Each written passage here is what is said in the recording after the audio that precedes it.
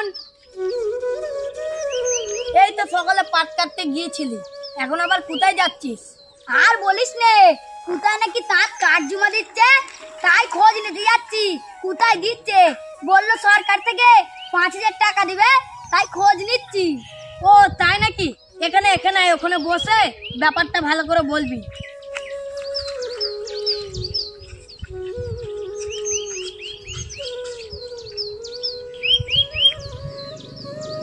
বল এবার ব্যাপারটা ভালো করে, বুঝতে পারলাম না।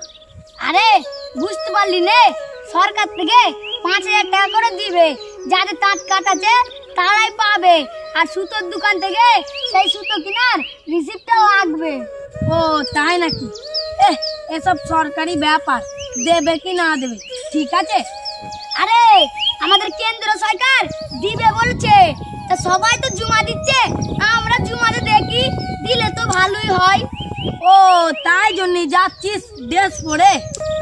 আমার কি মনে হয় বুঝলি, আমাদের সরকার যদি 5,000 টাকা করে না দে, আমাদের তাঁতগুলো চালু করে দিত, খুব ভালো হতো। তুই ঠিকই বলেছিস ভাই, লোকের কাছে কিন্তু গে আর ফিরে আসতে হতো না, যদি তাদের বাড়ি থাকতো তাহলে আর বিদেশে যেতে হতো না, বাড়ি বসে কাজ। কি করবি বল, সবই আমাদের কপাল। লকডাউনের পর থেকে সব ব্যবসায় চালু হয়ে গেল, কিন্তু আমাদের তাঁতের কাজ আর চালু হলো না। তুই ঠিকই বলেছিস ভাই, সবই আমাদের কপাল। আল্লাহ যদি চাই সব অসুবিধা দূর করে দিতে পারে।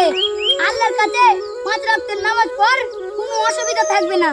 তুই ঠিকই বলেছিস, কাউরের কাছে হাত না পেতে আল্লাহর কাছে চাওয়ার দরকার, সব সমস্যা দূর হয়ে যাবে। তোরা থাক তাহলে, আমরা দুজন গেলাম, সবসময় ইনশাআল্লাহ আমরা 5 ওয়াক্ত নামাজ পড়ার চেষ্টা করব। চল চল আমরাও যাই, আমাদেরই দোষ, আমরা 5 ওয়াক্ত নামাজ না পড়ে যেখানে সেখানে আড্ডা দিয়ে বেড়াই, তাহলে আমাদের সংসারে বরকত হবে কি করে? ইনশাআল্লাহ আজ থেকে আমরা 5 ওয়াক্ত নামাজ পড়বো।